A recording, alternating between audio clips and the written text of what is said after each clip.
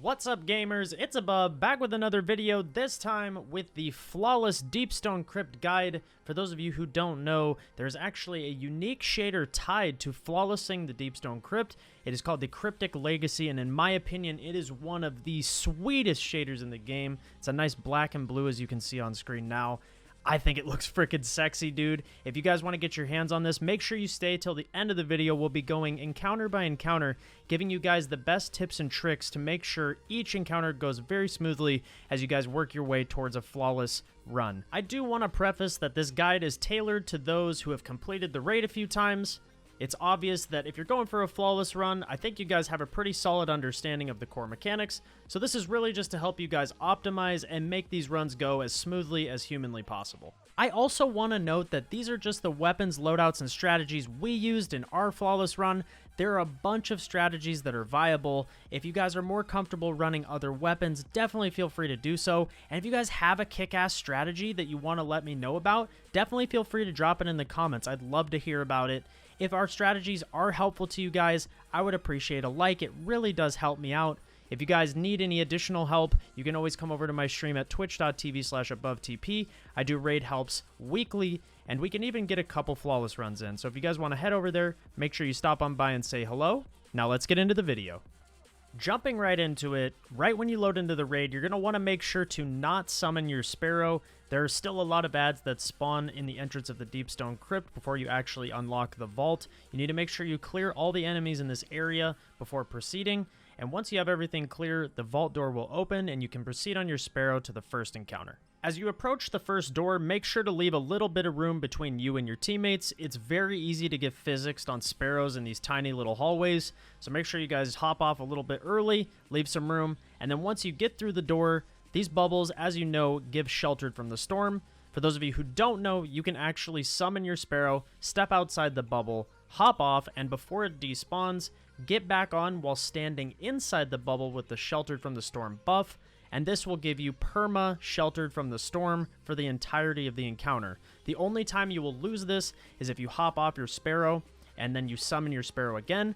You can hop off your Sparrow freely, but make sure you don't resummon your Sparrow if you do not want to lose the buff. I do want to also note that if this does get patched, you can use the map on screen now. Credit to Moot Reddit for creating this for the community. You'll be able to navigate from safe zone to safe zone as intended. Be sure to just stick together as a team so no one gets lost. Diving into the security encounter, the first thing I want to touch on is subclass composition as well as the loadout that I prefer using in this encounter for a consistent one phase. I think a Stasis Warlock is essential for ad clear, and the Dustfield Grenade is pretty much a must for the Overload champions that spawn throughout the encounter. I pair this with Thermal Overload and Surge Eater, which gives you your grenade back each time you stun a champion. And I find that to be very useful in this encounter as there are multiple waves of Overload champs if you don't actually get the one phase. So having those two perks makes this very useful.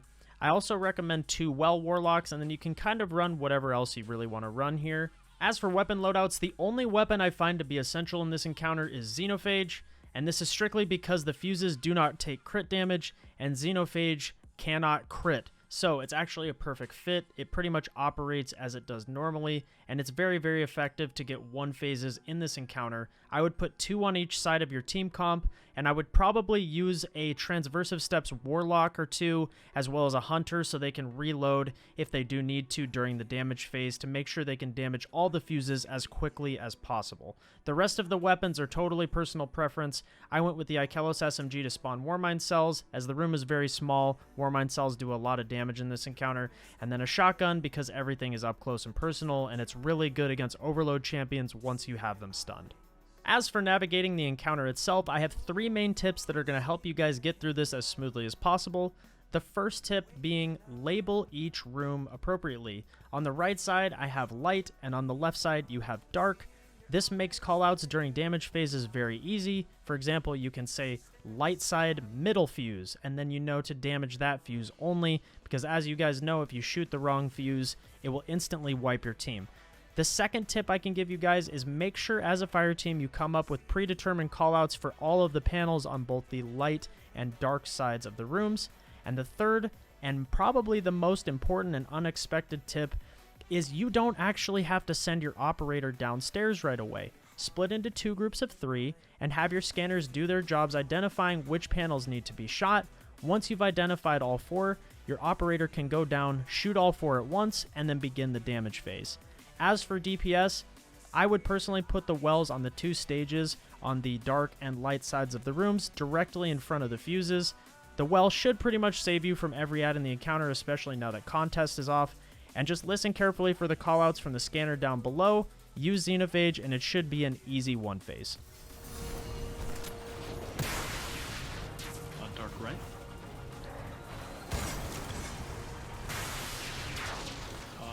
Light right. Light left. Dark middle. Alright, last one. Light middle. And now for everybody's favorite day 1 encounter, Atraks 1, the bane of everyone's existence.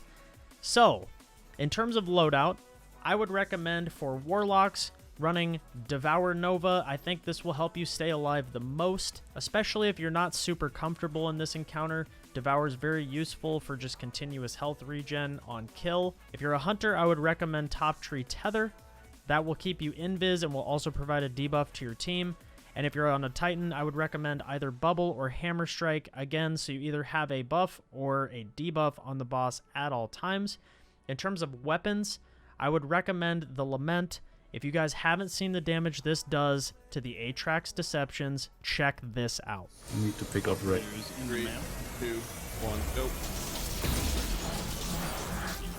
As for my 3 tips on navigating Atraks, the first and probably the most important that people overlook consistently is you don't need to rush the kill of the Sentinels. Make sure one person on the downstairs team leaves one alive at somewhat of a low HP.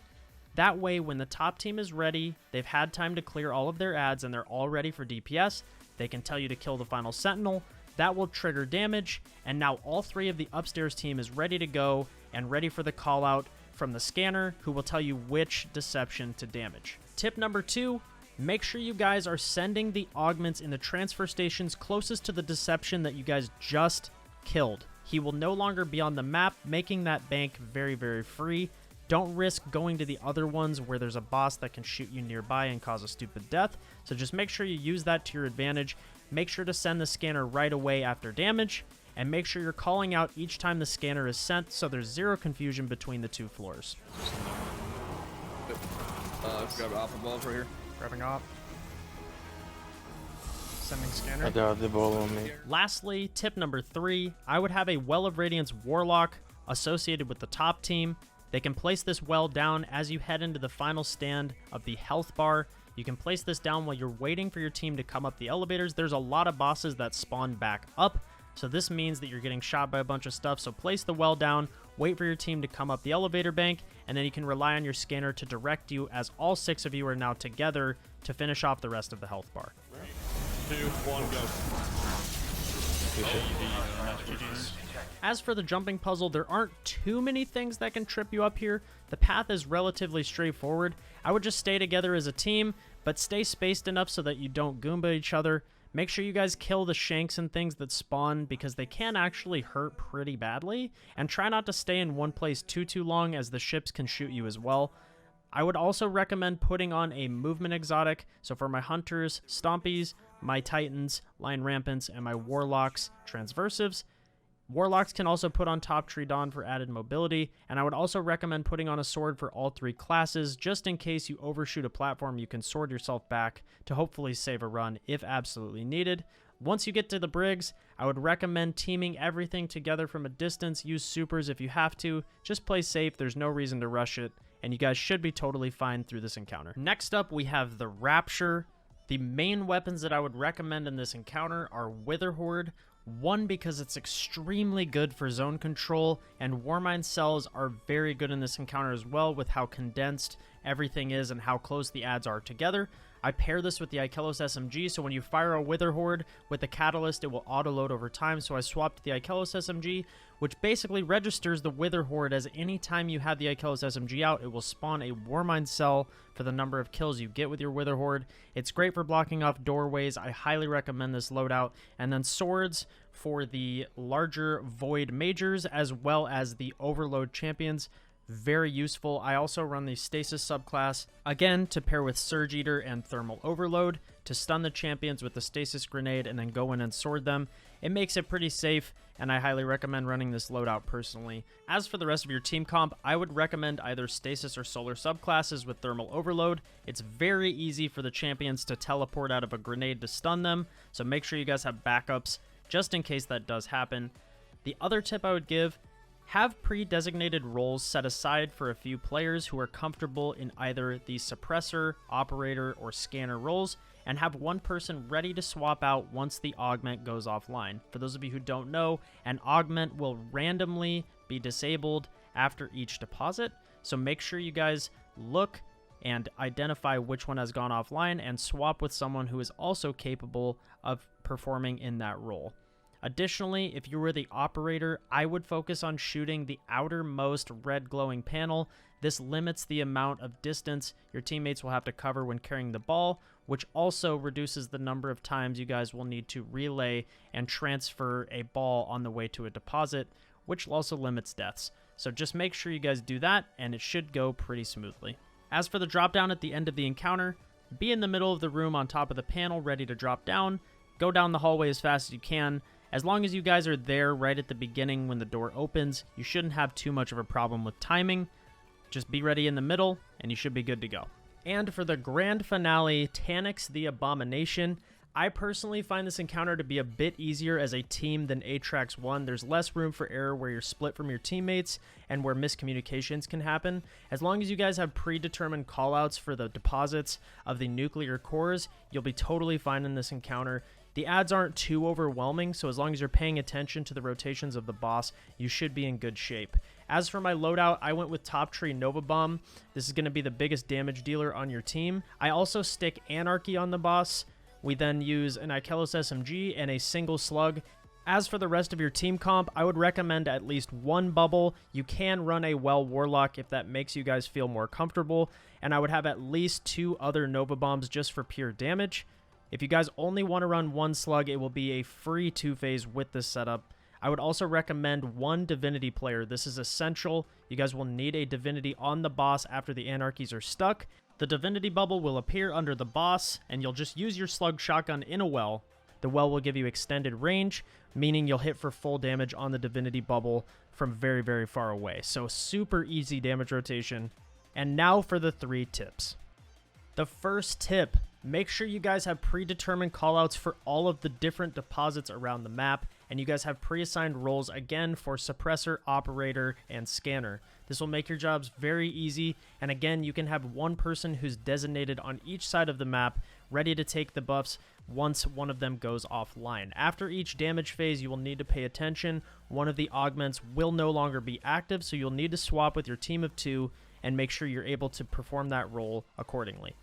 Tip number 2, and not many people actually know this, instead of doing 2 separate stuns with 2 balls each and having to do handoffs, you can actually do a single stun of all 4 on Taniks, and this will allow you to pick up all 4 balls simultaneously, ensuring that your counters are the same.